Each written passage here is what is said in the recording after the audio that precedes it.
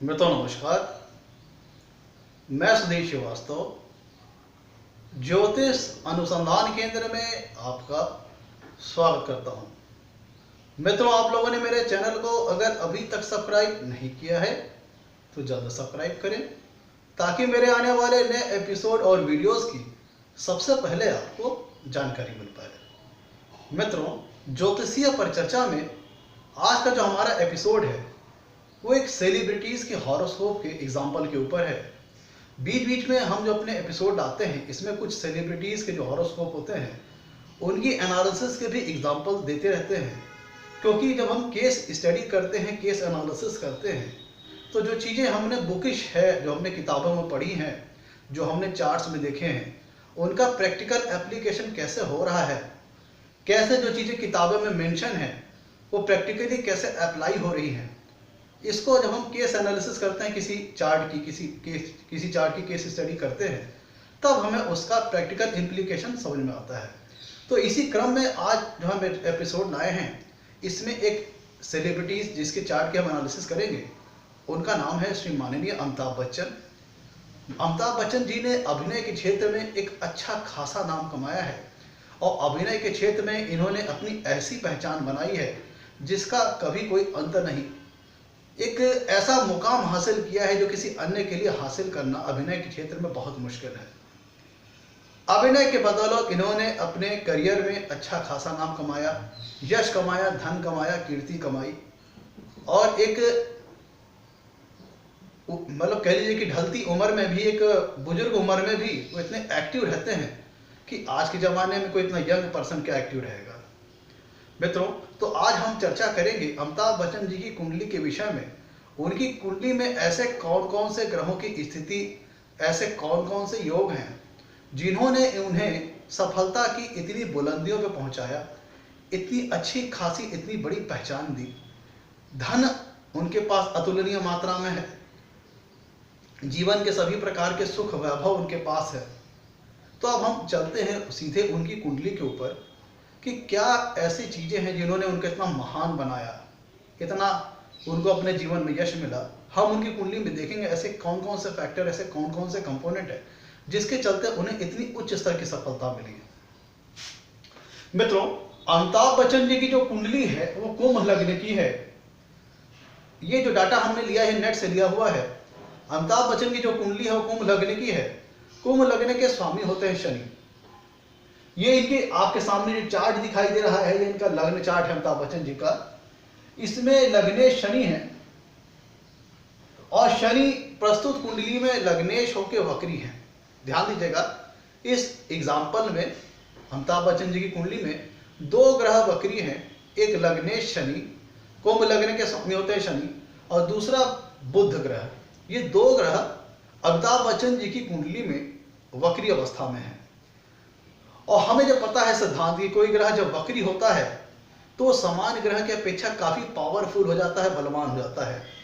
और मैंने जब आपको अपना, अगर आप मेरे वीडियो लाइब्रेरी में जाएंगे तो मैंने वक्री ग्रहों के रहस्य के ऊपर वीडियो बनाया हुआ है, वक्री ग्रहों को लेकर के। वहाँ पर मैंने बताया है कि वक्री ग्रह जो होते हैं वो सामान्य ग्रहों की अपेक्षा काफ़ी पावरफुल होते हैं। और अगर कोई लग्न विशेष, जिस लग्न की हम बात कर रहे हैं उस लग्न के लिए फेवरेबल ग्रह अगर वक्री हो जाता है तो उस व्यक्ति को उस वक्री ग्रह के द्वारा काफी अच्छी सफलता मिल सकती है, करियर में काफी ऊंची हाइट मिल सकती है। तो प्रस्तुत एग्जाम्पल में अगर देखा जाए तो अमिताभ बच्चन जी की में कुंडली में लग्नेश शनि वक्री हैं। और कहाँ बैठे हैं? लग्नेश शनि वक्री होकर के कुंडली के चौथे भाव में बैठे हैं। तो प्रस्तुत एग्जाम्पल में देखा जाए तो लग्नेश वक्र होने की वजह से और साथ ही साथ शनिदेव केंद्र में है चौथे भाव में, तो लग्नेश वक्र होने की वजह से और केंद्र में होने की वजह से लग्नेश बहुत पावरफुल हो जाता है। जब कोई भी लग्न का स्वामी लग्नेश अगर केंद्र में होता है तो वास्तव में सामान्यतः वो बहुत पावरफुल होता है। तो यहाँ पे पहले तो केंद्र स्थान में है तो उसके चलते वो पावरफुल हो गया लग्नेश, और साथ ही साथ लग्नेश यहाँ पे वक्री है तो एक फेवरेबल ग्रह वक्री हुआ है, जिसके चलते प्रस्तुत कुंडली में शनिदेव बहुत ही पावरफुल है, बहुत ही स्ट्रांग है। शनिदेव का नाम सुन के बहुत लोग घबरा जाते हैं कि भाई जीवन में पीड़ा मिलेगी, कष्ट मिलेगी, लेकिन हमेशा ऐसी सिचुएशन नहीं होती, क्योंकि प्रस्तुत कुंडली में शनि लग्नेश है और लग्नेश जो भी ग्रह रहता है वह उस लग्न के लिए, उस कुंडली के लिए अच्छा करता है, शुभ फल देता है। तो ध्यान दीजिएगा, प्रस्तुत कुंडली में लग्नेश शनि है जो कि कुंडली के चौथे भाव में स्थित है। और दो चीजें एडवांटेज हो गई, शनि केंद्र में है और शनि वक्र है, जिसके चलते शनि बहुत पावरफुल हो गए। लग्नेश का कुंडली में स्ट्रांग होना बहुत अच्छा, स्ट्रांग पॉजिटिव मैसेज है। क्योंकि अगर लग्नेश स्ट्रांग है, फेवरेबली प्लेस्ड है, तो इसका मतलब क्या हुआ कि इंसान का मनोबल, उसका आत्मविश्वास काफी ऊंचा होगा, जिसके चलते अगर व्यक्ति के जीवन में प्रतिकूल और विपरीत परिस्थितियां आती भी हैं तो ऐसा व्यक्ति उनसे घबराएगा नहीं, बल्कि डटकर उनसे सामना करेगा। और अगर दूसरी तरफ लग्नेश कुंडली में कमजोर हो और कुंडली के किसी कमजोर स्थिति में बैठा हो, त्रिक भाव में बैठा हो, तब फिर ऐसा व्यक्ति परिस्थितियों से, प्रतिकूल परिस्थितियों से जल्दी घबरा जाता है। तो ऐसा अमिताभ बच्चन जी की कुंडली में देखिए तो लग्नेश शनि केंद्र के चौथे भाव में और वक्र होकर बैठे, जिसके चलते शनि बहुत पावरफुल है। और शनि की 10वीं दृष्टि लगने पे ही आ रही है, शनि की 10वीं दृष्टि लगने पे ही आ रही है। और जब कोई भी ग्रह अपने घर पर दृष्टि डालता है तो उसके शुभ फलों में, उसके बलाबल में काफी वृद्धि कर देता है। तो पहली बात यहाँ पे ये कंक्लूजन आ गया कि इनकी कुंडली में शनि बहुत पावरफुल है। शनि लग्नेश है, लग्नेश के साथ साथ केंद्र स्थान में है, कुंडली के चौथे भाव में, और साथ ही साथ वक्र अवस्था में है। और कहाँ बैठे हैं? सुख स्थान में बैठे हैं। और यहाँ से 10वीं दृष्टि से लग्न को देख रहे हैं, जिसके फलस्वरूप यह कौन सा स्थान है? सुख स्थान है। और प्रस्तुत कुंडली में अगर हम देखें तो प्रस्तुत कुंडली में शुक्र योग कारक ग्रह होते हैं। शुक्र चौथे भाव के स्वामी है, सुख स्थान के स्वामी हैं और भाग्य भाव के स्वामी हैं। बैठे कुंडली के अष्टम भाव पे हैं, नीच राशि में बैठे हैं, लेकिन इनका नीच भंग हुआ है क्योंकि ये स्वराशि के बुध के साथ बैठे हैं, बुध के साथ बैठे हैं। तो बुध इस प्रस्तुत कुंडली में स्वराशि का है, उच्च का है, और यहाँ पे शुक्र बैठे हुए हैं नीच राशि के, तो जिसके चलते नीच भंग हो रहा है। नियम क्या है? नियम यह हो रहा है कि जब कोई ग्रह अपनी स्वराशि में बैठा हुआ होता है, उसके साथ अगर कोई नीच ग्रह बैठा भी होता है तो उसका नीच भंग हो जाएगा। क्यों? क्योंकि स्वराशि का ग्रह वहां पे बैठा हुआ है। तो प्रस्तुत एग्जाम्पल में देखिए कि शनिदेव कुंडली के सुख स्थान में बैठे हैं और लग्नेश होकर बैठे हैं। लग्नेश कुंडली के जिन भी भावों में बैठेगा जातक के लिए शुभ फल प्रदान करेगा। अब लग्नेश शनि कुंडली के कहाँ बैठे हैं? चौथे भाव में बैठे हैं, जो कि सुख स्थान का है, गाड़ी बंगले का स्थान है, घर मकान का स्थान है, लग्जरीज का, कंफर्ट्स का, वेल्थ का स्थान है। तो यहाँ पे क्या हुआ इनको, और जो चौथा ग्रह होता है ये सुख स्थान के साथ साथ जनता का भी स्थान होता है, पब्लिक का स्थान होता है। तो चौथे स्थान से कोई व्यक्ति पब्लिक में कितना लोकप्रिय होगा, इस चीज का विचार भी हम कुंडली के चौथे भाव से करते हैं। तो प्रस्तुत कुंडली में, और ध्यान रखिएगा कि शनि ग्रह जो होते हैं वो जनता के कारक भी होते हैं। शनि देव को पब्लिक सपोर्ट का कारक भी कहा जाता है, क्योंकि अगर आप देखेंगे बहुत से प्रसिद्ध राजनीतियों की कुंडली में जहां पर पब्लिक सपोर्ट बहुत महत्वपूर्ण होता है, वहां पे शनि देव का रोल बहुत इंपॉर्टेंट हो जाता है।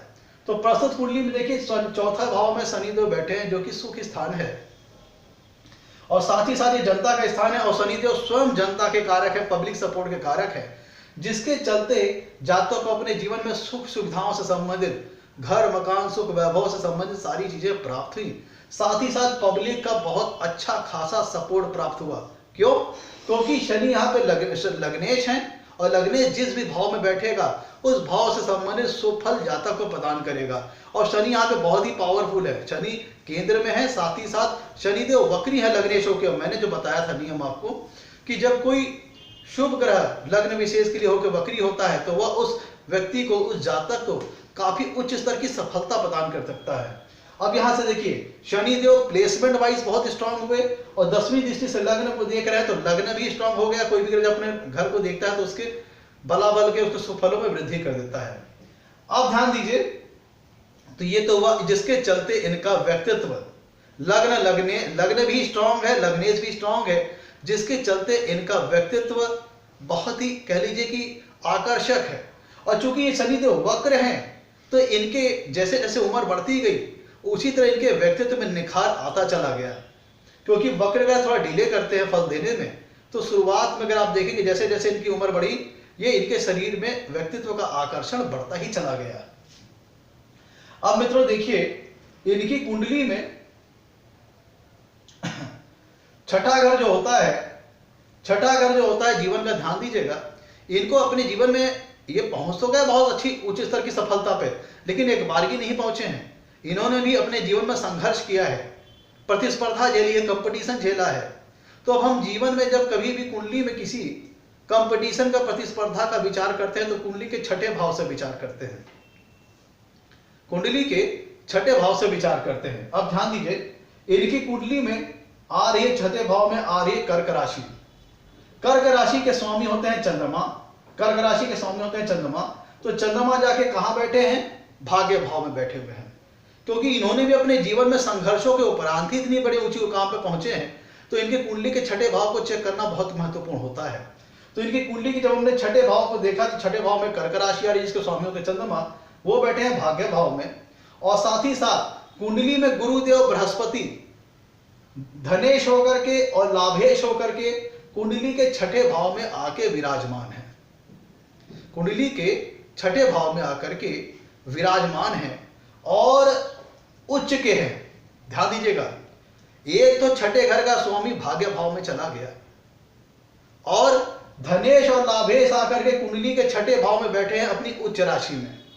और उच्च राशि में धनेश और लाभेश प्रस्तुत कुंडली में गुरु ग्रह हैं, जो कि छठे भाव में अपनी उच्च राशि में हैं कि, और साथ ही साथ भावचलित पत्रिका में, ध्यान दीजिएगा, भावचलित पत्रिका में गुरु ग्रह जो यहाँ पे छठे भाव में है वह कुंडली के पांचवें भाव में चले गए हैं।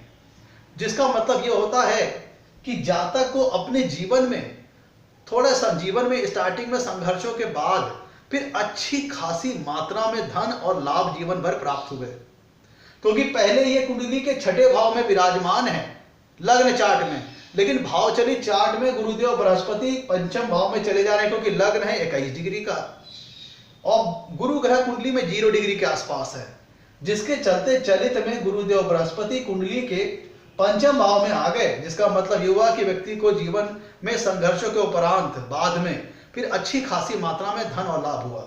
और जो कुंडली का छठा भाव है उसको देखिए, छठे भाव का स्वामी भाग्य भाव में बैठा हुआ है चंद्रमा, और धनेश और लाभेश का उच्च का होकर के कुंडली के छठे भाव में आना इस बात का संकेत है कि पहले तो षष्ठे चला गया भाग्य भाव में, मतलब प्रतिस्पर्धा के क्षेत्र में, कंपटीशन के क्षेत्र में भाग्य का साथ मिल रहा। दूसरी बात, धनेश और लाभेश आके कुंडली के छठे भाव में बैठ गए, जो कि बाद में चलित में चले गए पंचम भाव में, जिसका मतलब हुआ कि कंपटीशन में लाभ मिला। जीवन में जो प्रतिस्पर्धाएं आई, राइवलरीज आई, कंपटीशन आया, उनसे जातक को लाभ मिला, क्योंकि गुरुदेव यहाँ पे अपनी उच्च राशि में है। और देखिए इनकी कुंडली में, अमिताभ बच्चन जी की कुंडली में गुरुदेव कितने स्ट्रांग हैं, कितने फेवरेबल होके बैठे, कितने स्ट्रांग होके बैठे हैं, इसको जरा समझिए। प्रस्तुत कुंडली में गुरुदेव बृहस्पति जी ने, जिनकी दृष्टि को अमृत का कारक कहा गया है। अब ध्यान दीजिए, प्रस्तुत कुंडली में धनेश और लाभेश होके गुरु बैठे हैं कुंडली के छठे भाव में, और गुरु की 5वीं दृष्टि आ रही है कर्म स्थान पे, गुरु की 7वीं दृष्टि आ रही है 12वें भाव पे, और गुरु की 9वीं दृष्टि आ रही है खुद की अपनी राशि धन भाव पे। ध्यान दीजिएगा, गुरु की 9वीं दृष्टि आ रही है धन भाव अपने ही राशि पर। प्रस्तुत कुंडली में गुरुदेव धनेश और लाभेश, जो कि 2 इंपॉर्टेंट महत्वपूर्ण भाव हैं, उनके स्वामी होकर के उच्च के होकर कुंडली के छठे भाव में है, जो कि चलित में 5वें भाव में चले जा रहे हैं, और यहां से 9वीं दृष्टि से वो अपने धन भाव को देख भी रहे हैं। जिसका मतलब यह हुआ कि संघर्षों के उपरांत जातक को अपने जीवन में धन और लाभ बहुत अच्छी खासी मात्रा में प्राप्त होगा। और साथ ही साथ गुरु इनकी कुंडली में बेहद स्ट्रांग है। कैसे चेक किया जाए? गुरु की अगर हम बल की स्थिति को चेक करें तो हम उसको नवांशा चार्ट, ये अमिताभ बच्चन जी की कुंडली का नवांशा चार्ट है, नवमांश चार्ट है। अब इसमें देखिएगा, लग्न चार्ट में गुरुदेव बृहस्पति कर्क राशि में है, और नवमांश चार्ट में भी गुरुदेव बृहस्पति कर्क राशि में उच्च की राशि है। कर्क राशि गुरुदेव बृहस्पति की उच्च राशि है। लग्न चार्ट में भी गुरुदेव अपनी उच्च राशि कर्क राशि में है, और नवांशा चार्ट में भी गुरुदेव बृहस्पति अपनी उच्च राशि कर्क राशि में है। जिसके फलस्वरूप हमें नियम यह पता है, जब कोई ग्रह लग्न चार्ट में भी जिस राशि में है उसी राशि में नवांशा चार्ट में भी विराजमान हो, तब ऐसा ग्रह वर्गोत्तम हो जाता है। वर्गोत्तम ग्रह मतलब वर्गोत्तम ग्रह वो होता है जो कि अत्यंत शुभ फल देने वाला ग्रह हो जाता है और काफी स्ट्रांग हो जाता है। देखिए, प्रस्तुत कुंडली में गुरुदेव बृहस्पति धनेश और लाभेश के छठे भाव में है, जो कि चलित में 5वें भाव में चले गए। साथ ही साथ गुरुदेव बृहस्पति यहाँ पे अपनी उच्च राशि में है, उच्च राशि कर्क राशि में है, और उसी राशि में नवांशा चार्ट में भी है, जिसका मतलब गुरु इनकी कुंडली में बेहद ज्यादा स्ट्रांग है, वर्गोत्तम है, और वर्गोत्तम होने की वजह से ये अपने जिन भी भावों का स्वामित्व तो इनके पास है उससे संबंधित, और जहां पर इनकी दृष्टि पड़ रही होगी जिन भी भावों पर, उससे संबंधित बेहद शुभ फल गुरु ग्रह अपनी की कुंडली में देंगे। क्यों? क्योंकि एक तो उच्च राशि में है धनेश और लाभेश होकर के, और अपने ही घर को नौवीं दृष्टि से देख रहे हैं, साथ ही साथ नवमांसा चार्ट में भी अपनी उच्च राशि कर्क राशि में विराजमान है। तो लग्न चार्ट में भी कर्क राशि, नवांशा चार्ट में भी कर्क राशि, इसीलिए गुरुदेव बृहस्पति इनकी कुंडली में वर्गोत्तम हो जाते हैं, जिसके फलस्वरूप इनकी कुंडली में गुरुदेव बृहस्पति ने बड़ा अच्छा परिणाम दिया। इनको ताजीवन धन और लाभ की कभी कमी नहीं होने दी, अतुलनीय मात्रा में इनको धन संपदा सुख वैभव अपने जीवन में प्राप्त होता चला गया। अब देखिएगा, बहुत से जो एस्ट्रोलॉजर्स होते हैं वो ये देखते हैं कि इनकी कुंडली में जो दशमेश है, दशम भाव में आ रही वृश्चिक राशि जिसके स्वामी होते हैं मंगल, और मंगल कुंडली के अष्टम भाव में चले गए हैं। तो बहुत से एस्ट्रोलॉजर्स जो जब कोई किसी भाव के स्वामी को अतिरिक्त भाव में जाता देखते हैं तो कह देते हैं भैया कि जातक का जीवन व्यर्थ जाएगा, जातक परेशानियों से घिरा रहेगा। लेकिन एस्ट्रोलॉजी एक बहुत ही डीप साइंस है, बहुत ही गहरा ज्ञान है, बहुत ही डीपेस्ट लेवल तक जाने वाला ज्ञान है। तो बहुत बार ऐसा होता है कि जो हमें दिखाई दे रहा होता है वो वास्तव में ऐसा होता नहीं है, और जो होता है वो हमें दिखाई नहीं देता। तो इनकी कुंडली में कर्म स्थान दशम भाव से हम कर्म का चेक करते हैं। कर्म मतलब जातक का कैरियर, जातक का वर्क। तो क्यों इनको इतनी जीवन में इतनी सफलता मिली, जबकि लग्न चार्ट में दशमेश मंगल कुंडली के अष्टम भाव में है। यहां पे 4 ग्रहों की आप युति देख रहे हैं कुंडली के अष्टम भाव में, सूर्य की, मंगल की, शुक्र की और बुध की। तो प्रथम दृष्टया कोई भी एस्ट्रोलॉजर ये देख के कहेगा भाई कि 4 ग्रह कुंडली के अतिरिक्त भाव में अष्टम भाव में है तो जातक का जीवन परेशानियों से घिरा रहेगा। लेकिन ऐसा नहीं है, यहां दिख कुछ और रहा है, हो कुछ और रहा है। अब इसको स्पष्ट करने के लिए हमने कुंडली के दशम भाव के फल को स्पष्ट करने के लिए हमने कुंडली को फिर से रीडिजाइन किया। दशम भाव के फल को स्पष्ट करने के लिए हमने कुंडली को रीडिजाइन किया, और हमने 10वें भाव को आधार मान करके, 10वें भाव को आधार मान करके, लग्न मान करके कुंडली को रीडिजाइन कर दिया। 10वें भाव को आधार मान करके हमने कुंडली को रीडिजाइन कर दिया, और इसमें हमने क्या किया, दशम भाव को आधार माना, लग्न माना। ये देखिए, मैंने वृश्चिक, इनका दशम भाव में वृश्चिक राशि आ रही है, तो दशम भाव को आधार मान करके, लग्न मान करके मैंने कुंडली को रीडिजाइन कर दिया, और जो ग्रह जिस राशि में बैठे हैं उसी राशियों में ला करके मैंने यहां पे विराजमान कर दिया। जो ग्रह लग्न चार्ट में जिस राशि में बैठे हैं उसी राशि में ला करके मैंने विराजमान कर दिया। अंतर क्या है? अंतर बस इतना है कि हमने दशम भाव के इस फल को स्पष्ट करने के लिए, क्लियर करने के लिए, 10वें भाव के रिजल्ट को, इक्विवेलेंट रिजल्ट जानने के लिए हमने उसको आधार मान करके, लग्न मान करके कुंडली को रिडिजाइन कर दिया। अब देखिए, जब हम वृश्चिक लग्न के हिसाब से कुंडली बना लेंगे तो यहां पे जो दिख रहा था कि दशमेश कुंडली के अष्टम भाव में है, और यहां पे देखिए इस लग्न कुंडली में देखिए तो दशमेश जो है, दशमेश इस प्रस्तुत कुंडली में मंगल है।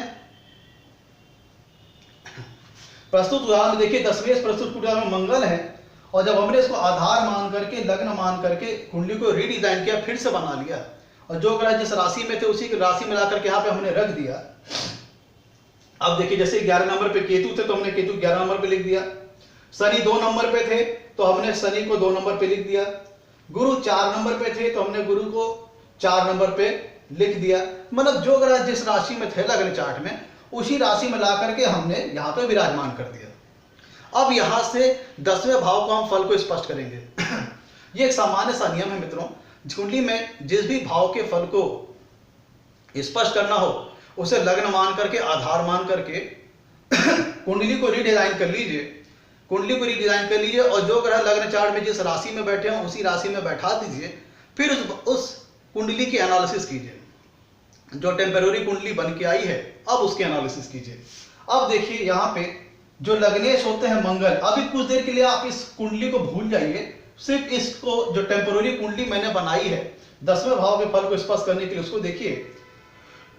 इसमें देखिए लग्नेश मंगल जो है, लग्नेश मंगल होते हैं, वृश्चिक राशि स्वामी मंगल होते हैं, वह कुंडली के लाभ भाव में जाके विराजमान है, कुंडली के लाभ भाव में जाके विराजमान है और स्वयं लाभेश के साथ लाभ भाव में आ रही है कन्या राशि, जिसके स्वामी होते हैं बुध, वो खुद कन्या राशि में लाभ भाव में विराजमान है, जिसके साथ लग्नेश मंगल विराजमान है।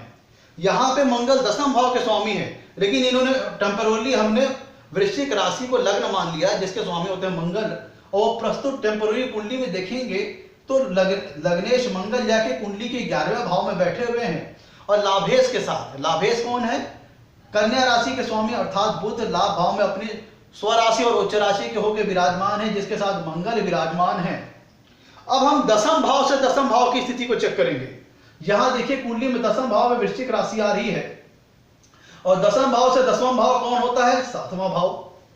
अब हम भावत भावों का सिद्धांत भी लगाएंगे। भावत भावों का जब हम सिद्धांत लगाएंगे तो 10वें भाव से 10वें भाव को भी देखेंगे जो है 7वां भाव। तो देखिए अब यहाँ पे 10वें भाव से 10वें भाव अर्थात यहाँ पे जो 7वां भाव आ रहा था वो आ गया 10वें भाव में। तो ये देखिए लग्नेश, यहाँ जो 10वां भाव था वृश्चिक राशि वो यहाँ पे लग्न हो गया और यहाँ पे जो 7वां भाव था वो 10वें से 10वें था भाव भाव सिद्धांत के हिसाब से, वो 10वें भाव में हो गया। तो अब देखिए 10वें भाव में आ रही है सिंह राशि, सिंह राशि जिसके स्वामी होते हैं सूर्य। सूर्य कुंड कहाँ विराजमान है? सूर्य भी कुंडली के लाभ स्थान में विराजमान है। मतलब अगर हमने 10वें भाव के फल को स्पष्ट किया तो मंगल जो कि 10वें भाव के स्वामी है वो लाभ भाव में विराजमान है लाभेश के साथ, और 10वें भाव के स्वामी जो होता है सूर्य वो भी लाभ स्थान में विराजमान है लाभेश के साथ।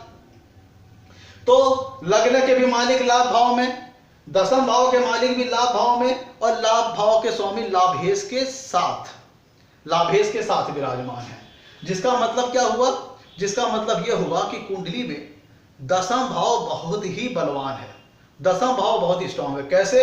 यहां पे जो 10वां भाव था वो यहाँ पे लग्न है, मंगल लाभ भाव में है, लग्न के स्वामी मंगल लाभ भाव में है और 10वें भाव के स्वामी सूर्य वो भी लाभ भाव में है लाभेश के साथ युति करके। और हमें पता है कि जो 11वां भाव होता है, लाभ भाव होता है, वह उपचय स्थान होता है। उपचय स्थान मतलब यहाँ जो भी ग्रह बैठते हैं उनके फलों में समय के साथ धीरे धीरे वृद्धि होती चली जाती है। क्यों? क्योंकि 11वां भाव उपचय स्थान है और लाभेश 11वें भाव में स्वयं विराजमान है और उनके साथ लग्नेश मंगल विराजमान है, साथ साथ कर्मेश सूर्य भी विराजमान है, जिसके फलस्वरूप आप अगर देखेंगे तो कुंडली में कर्म स्थान बहुत ही बलवान है, बहुत ही मजबूत है। अब हम वापस अपने परमानेंट कुंडली में आ गए। 10वें भाव को कैसे स्पष्ट किया गया आपने देख लिया। अब देखिए जो कुंडली का दूसरा भाव होता है वो वाणी का स्थान है, मुख का स्थान है, फेशियल स्ट्रक्चर का स्थान है। अब हम वापस अपनी कुंडली पे आ गए हैं तो यहाँ पे देखिए दूसरे भाव के ऊपर गुरु की दृष्टि आ रही है और यहाँ पे गुरु की 9वीं दृष्टि आ रही है और गुरु की स्वराशि है। साथ ही साथ दूसरे भाव के ऊपर 4 ग्रह मंगल, सूर्य, शुक्र और बुध की दृष्टि आ रही है, जिसके चलते दूसरा भाव जो कि वाणी का स्थान है, फेशियल स्ट्रक्चर का स्थान है, बहुत मजबूत हो जाता है। जिसके चलते अब ध्यान दीजिए गुरु शुभ ग्रह, शुक्र शुभ ग्रह, बुध शुभ ग्रह, सारे के सारे शुभ ग्रहों की दृष्टि दूसरे भाव पे आ रही है, जिसके चलते व्यक्ति की वाणी अत्यंत प्रभावशाली, कम्युनिकेशन स्किल, कम्युनिकेशन शैली, भाषा शैली, बोलचाल की शैली अत्यंत प्रभावशाली है। और अमिताभ बच्चन जी की बोलने की कला आप सभी को पता है, जहां बोलते हैं, जिस महफिल में बैठते हैं, जहां बोलेंगे हर आदमी उनसे प्रभावित हो जाता है। तो उनका फेशियल स्ट्रक्चर, क्योंकि दूसरे भाव से हम फेशियल स्ट्रक्चर का भी विचार करते हैं, तो अत्यंत विद्वान है। क्यों? क्योंकि बुध की दृष्टि आ रही है कुंडली की दूसरे भाव पे, शुक्र की दृष्टि आ रही है दूसरे भाव पे, गुरु की दृष्टि आ रही है, सूर्य और मंगल की दृष्टि आ रही है। इसके चलते व्यक्ति का दूसरा भाव वाणी का स्थान, फेशियल स्ट्रक्चर, कम्युनिकेशन स्किल, भाषा शैली अत्यंत स्ट्रॉन्ग है। अब ध्यान दीजिएगा कुंडली का जो तीसरा भाव है वहां पे मेष राशि आ रही है, जिसके स्वामी होते हैं मंगल, और मंगल विराजमान है कुंडली के 8वें भाव में। मंगल की 8वीं पूर्ण दृष्टि अपने ही भाव तीसरे भाव पे आ रही है। ध्यान दीजिएगा प्रस्तुत कुंडली में मंगल तृतीयेश होते हैं जो कि 8वें भाव में विराजमान है और मंगल की 8वीं पूर्ण दृष्टि अपने ही घर पर आ रही है और हमें सूत्र पता है कि जब कोई ग्रह अपनी ही राशि को देखता है तो उसके शुभ फलों में और उसके बलाबल में काफी वृद्धि कर देता है। तो मित्रों, ये था कि दशम भाव के फल को हमने स्पष्ट किया। वहां तो दिख रहा था कि दशम भाव की स्थिति बहुत गड़बड़ है, क्योंकि दशम भाव का स्वामी अष्टम भाव में चले गए, चार चार ग्रह अष्टम भाव में चले गए। तो जो कोई नए एस्ट्रोलॉजर होते हैं वो भैया देख के कह देते हैं भैया चार चार ग्रह अष्टम भाव में तो व्यक्ति का जीवन संघर्षों से भरा हुआ, सफलता नहीं मिलेगी। लेकिन वहां दिख कुछ रहा था, यहाँ है कुछ। जब हमने दशम भाव के फल को स्पष्ट किया तो जो वहां दशम भाव के स्वामी थे यहाँ हो गए लग्नेश, और लग्नेश चले गए लाभ भाव में, और 10वें जो प्रस्तुत टेम्पोररी कुंडली में सूर्य है वो भी लाभ भाव में चले गए, लाभेश के साथ युति करके। चूंकि ये उपचय स्थान है तो जीवन में इनकी लाभ मिलते ही चले गए, तो हमेशा लाभ मिलता चला गया और उस लाभ में धीरे धीरे वृद्धि होती चली गई। क्यों? क्योंकि 11वां भाव उपचय स्थान है, और उपचय स्थान में जो भी ग्रह बैठते हैं उनके फलों में समय के साथ धीरे धीरे वृद्धि होती चली जाती है। अब हमने इनकी लग्न कुंडली को जब देखा तो इन्हें जनता का सपोर्ट, पब्लिक का सपोर्ट अच्छा खासा मिला, और पब्लिक सपोर्ट के कारक, जनता के कारक शनिदेव स्वयं कुंडली में बहुत स्ट्रांग है, फेवरेबली है, लग्नेश और स्वयं कुंडली के चौथा भाव जहां से हम जनता का विचार करते हैं वहां पे विराजमान है। तो हमने इनके चौथे भाव के फल को स्पष्ट करने के लिए हमने चौथे भाव को आधार मान करके, लग्न मान करके कुंडली को फिर से डिजाइन कर लिया, कुंडली को फिर से डिजाइन कर लिया चौथे भाव को आधार मान करके। और शनिदेव को हमें जैसे पता है कि जनता का कारक कहा जाता है, पब्लिक सपोर्ट का कारक कहा जाता है, तो कुंडली को जब हमने रिडिजाइन किया तो देखिए जो यहाँ पे चौथा भाव था उसी को हमने आधार मान करके, लग्न मान कर कुंडली को फिर से बना लिया, और जो ग्रह जिस राशि में थे उसी में लाके विराजमान कर दिया। तो देखिए शनि ग्रह चौथे भाव में थे वो लग्न में आ गए, उसी प्रकार देखिए फिर से कुंडली बन गई। अब हम यहाँ पे लग्न की स्थिति देखेंगे, जो यहाँ पे चौथा भाव था वो यहाँ पे लग्न बन गया। तो अब यहाँ पे लग्न में वृषभ राशि आ रही है जिसके स्वामी होते हैं शुक्र। शुक्र कहाँ विराजमान है? शुक्र विराजमान है कुंडली के 5वें भाव में। अब कुछ देर के लिए कुंडली को भूल जाइए, हम टेम्पोररी कुंडली को देख रहे हैं। कुंडली कैसे बनी? चौथे भाव को आधार मान करके, लग्न मान करके हमने कुंडली को रिडिजाइन बनाया, रिडिजाइन कर लिया। क्यों किया? क्योंकि हमें चौथे भाव को चेक करना था, जातक के जीवन में सुख की स्थिति कैसी रहेगी, जातक को पब्लिक का कितना सपोर्ट मिलेगा, जातक पब्लिक में कितना लोकप्रिय होगा। इस चीज को चेक करने के लिए हमने कुंडली के चौथे भाव को रिडिजाइन किया। तो अब देखिए चौथे भाव जब हमने रिडिजाइन किया तो यहाँ पे जो चौथा भाव था वृषभ राशि, यहाँ पे लग्न बन गया। तो लग्न के स्वामी होते हैं शुक्र, जो कि कुंडली के 5वें भाव में है, नीच राशि में अलबत्ते हैं, लेकिन उनका नीच भंग हो गया है क्योंकि उसी राशि के स्वामी बुध कुंडली के 5वें भाव में विराजमान है, जिसके चलते शुक्र का नीच भंग हो गया। अब हम भावत भावम का सिद्धांत अप्लाई करेंगे और चौथे से चौथा भाव देखेंगे। जब हम चौथे से चौथा भाव देखेंगे तो चौथे भाव में आ रही सिंह राशि जिसके स्वामी होते हैं सूर्य। जब हम चौथे से चौथा भाव देखेंगे तो चौथे भाव में आई सिंह राशि जिसके स्वामी होते हैं सूर्य। और सूर्य कहाँ विराजमान है? सूर्य भी कुंडली के 5वें भाव में विराजमान। तो लग्नेश भी शुभ भावस्थ है, कुंडली के 5वें भाव में है, नीच राशि में है लेकिन उसका नीच भंग हो गया है। और भावत भावों का जब मैंने सिद्धांत अप्लाई किया तो चौथे से चौथा भाव आ रहा है सिंह राशि। जो हमने चेक किया तो सिंह राशि के स्वामी सूर्य वो भी कुंडली के 5वें भाव में चले गए और पंचमेश के साथ है। ध्यान दीजिएगा, पंचमेश के साथ है शुक्र। यहाँ पे बुध विराज, पंचमेश बुध खुद 5वें भाव में विराजमान है, जिसके साथ लग्नेश शुक्र विराजमान है। शुक्र का नीच भंग हो गया बुध के चलते। और 5वें भाव के चौथे भाव के देखिए, चौथे भाव के स्वामी सूर्य वो भी कुंडली के 5वें भाव में चले गए। तो जो यहाँ पे चौथा भाव था उसको जब हमने उसको लग्न बनाया तो लग्नेश भी कुंडली के 5वें भाव में है और चौथे भाव के स्वामी सूर्य वो भी कुंडली के 5वें भाव में है। तो लग्नेश और चतुर्थेश जो हमारी टेम्पोररी कुंडली में बने वो दोनों शुभ भावस्थ होकर के कुंडली के 5वें भाव में विराजमान है, जो कि बहुत ही शुभ संकेत है। जिसके और पब्लिक सपोर्ट के कारक, जनता के सपोर्ट के कारक शनिदेव स्वयं लग्न में विराजमान है। मैं तो हमने चौथे भाव को कुंडली को रीडिजाइन किया था। ये टेम्पोररी कुंडली है, मूल लग्न कुंडली है, इसी से हमने चौथे भाव को डिराइव किया। चौथे भाव के फल को स्पष्ट करने के लिए हमने चौथे भाव को आधार मान करके, लग्न मान करके कुंडली को रीडिजाइन किया। तो यहाँ पे देखिए लग्नेश भी शुभ भावस्थ होकर 5वें भाव में है और भाव भाव सिद्धांत के साथ चौथे से चौथा भाव सिंह राशि, उसके स्वामी सूर्य भी कुंडली के 5वें भाव में है और पंचमेश के साथ है। तो ये देखिए, इससे ये पता होता है कि जातक का कर्म स्थान बहुत स्ट्रांग है, जातक का चौथा भाव जो कि सुख का स्थान है, पब्लिक सपोर्ट का स्थान है, बहुत ज्यादा स्ट्रांग है।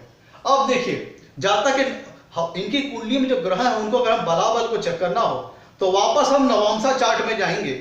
हमने जैसे बताया कि इनकी कुंडली में गुरु ग्रह धनेश और लाभेश होकर के लग्न चार्ट में अपनी उच्च राशि में होकर विराजमान है, और नवमसा चार्ट में भी अपनी उच्च राशि कर्क राशि में विराजमान है, जिसके चलते गुरु ग्रह वर्गोत्तम है। अब बाकी ग्रहों की बलाबल की स्थिति को चेक कर लिया जाए नवमसा चार्ट में, तो ये देखिए नवमसा चार्ट में जो हम चलेंगे तो शुक्र देव जो कि प्रस्तुत कुंडली में जो कि भाग्येश शुक्र होते हैं, भाग्येश शुक्र है, वो नवमसा चार्ट में हमने देखा तो अपने ही नवमांश में है, अपने ही नवांश में शुक्र स्थित है। साथ ही साथ गुरु अपने उच्च के नवांश में स्थित है, अपनी उच्च राशि कर्क राशि में विराजमान है, और सूर्य जो कि प्रस्तुत कुंडली में सप्तमेश है, और दसम भाव से दसम भाव का सिद्धांत अप्लाई करें तो दसम भाव से दसम भाव अर्थात सप्तम भाव की स्थिति का बलवान होना भी कुंडली में बहुत महत्वपूर्ण है। तो देखिए कि सूर्य देव भी अपनी ही नवांश में स्थित है। आप ध्यान दीजिएगा, सूर्य के पास भी अच्छा खासा बलाबल हो गया, सूर्य अपने नवांश में है, गुरु अपने उच्च राशि कर्क राशि अपने उच्च राशि के नवांश में है, शुक्र देव अपने ही स्वराशि वृषभ राशि मतलब शुक्र भी अपने ही नवांश में है, और राहु अपनी उच्च राशि में है, और केतु अपनी उच्च राशि में है। अब देखिए सूर्य अपने ही नवांश में, गुरु अपनी उच्च राशि के नवांश में, शुक्र अपने ही नवांश में, और राहु और केतु अपने उच्च राशि के नवांश में, जिसके स्वरूप इनकी कुंडली में बहुत से अधिकतर ग्रहों को अच्छा खासा बल प्राप्त हुआ, क्योंकि नवांश में तो अपने उच्च राशि या फिर अपने स्वराशि के होकर विराजमान हुए। और इसी प्रकार आप देखेंगे तो जिसके चलते क्लियर हो गया कि जातक की कुंडली में लग्नेश अत्यधिक बलवान है, कर्म स्थान अत्यधिक बलवान है, चौथा भाव अत्यधिक बलवान है, कर्म स्थान से करियर चेक करते हैं, चौथे भाव से सुखों का विचार करते हैं, और जनता के सपोर्ट के बारे में चेक करते हैं। तो हमें पता चला कि पब्लिक का सपोर्ट अच्छा खासा मिलेगा। क्यों मिला वो मैंने आपको डिस्क्राइब किया। अब हम देखेंगे कि अमिताभ बच्चन जी की कुंडली में ऐसे कौन कौन से योग मौजूद हैं जिन्होंने सफलता की बुलंदियों तक उन तक पहुंचने की मदद की। तो देखिए इनकी कुंडली में कई सारे योग हैं, कुछ महत्वपूर्ण योगों को मैं यहाँ पे बता देता हूँ। अखंड साम्राज्य योग मौजूद है, धेनु योग मौजूद है जो कि बहुत अच्छा धन योग है, लग्नाधि योग जो लक्ष्मी योग की श्रेणी माता है वो भी मौजूद है, गज केसरी योग देखिए गुरु से चंद्रमा केंद्र में है, गुरु से चंद्रमा केंद्र है इसलिए गज केसरी योग बना, ये भी मौजूद है। बुधातिथ्य योग बना, सूर्य बुध की युति है इसलिए बुधातिथ्य योग बना। अब देखिएगा इनकी कुंडली में अखंड साम्राज्य योग है, धेनु योग जो कि बहुत अच्छा धन योग है वो भी विराजमान है, लग्नाधि योग विराजमान है, गज केसरी योग विराजमान है, बुधातिथ्य योग विराजमान है। अब इन योगों की क्या डिफिनीशन है, क्या परिभाषा है, मेरी वीडियोस लाइब्रेरीज में इन सारे योगों से संबंधित वीडियो बने हुए हैं, आप जाके उनको देख सकते हैं। अब यहाँ पे देखने वाली बात क्या है, गज केसरी योग देखिए इनकी कुंडली में जो बन रहा है वो इनके नवांशा चार्ट में भी बन रहा है और इनकी चंद्र कुंडली में भी बन रहा है, जिसके फलस्वरूप गज केसरी योग काफी स्ट्रांग होगा। क्यों? क्योंकि इनके लग्न चार्ट में भी गज केसरी योग बन रहा है, नवांशा चार्ट में भी गज केसरी योग बन रहा है, गुरु से चंद्रमा केंद्र में है और चंद्र कुंडली में भी गज केसरी योग बन रहा है। इसलिए तीनों लेवल पे जब गज केसरी योग बन रहे हैं तो इनकी कुंडली में गज केसरी योग बहुत अत्यधिक स्ट्रांग हो गया और अच्छा सुफल देने वाला होगा। क्यों? क्योंकि नवांशा चार्ट में भी गज केसरी योग बन रहा है, लग्न कुंडली में भी गज केसरी योग बन रहा है और चंद्र कुंडली में भी गज केसरी योग बन रहा है।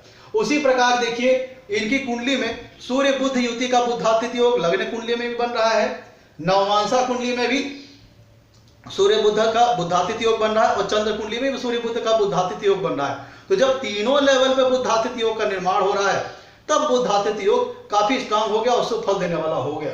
उसी प्रकार से इनकी कुंडली में सूर्य मंगल की युति से बनने वाले पराक्रम योग का निर्माण हो रहा है। अमिताभ बच्चन जी की कुंडली में सूर्य मंगल की युति द्वारा बनने वाला पराक्रम योग का भी निर्माण हो रहा है। शुक्र बुध की युति द्वारा लक्ष्मी नारायण योग का भी निर्माण हो रहा है। शुक्र बुध की युति से बनने वाला लक्ष्मी नारायण योग का भी इनकी कुंडली में निर्माण हो रहा है। ऐसे बहुत सारे योग हैं, कुछ मैंने महत्वपूर्ण योग का नाम यहाँ पे लिया हुआ है। और चूंकि गज केसरी योग तीनों कुंडलियों में बन रहा है, नवांशा लग्न और चंद्र कुंडली, और बुधातिथ्य योग भी तीनों कुंडली में बन रहा है, चंद्र कुंडली नवांशा कुंडली और लग्न कुंडली, और गज इसी तरह धेनु योग बहुत अच्छा धन योग है वो भी इनकी कुंडली बन रहा है। और इन योगों के सारे योगों की डिफिनीशन आप हमारी वीडियो लाइब्रेरी में जाकर के देख सकते हैं। तो मित्रों ये था आज अमिताभ बच्चन जी की कुंडली का विश्लेषण।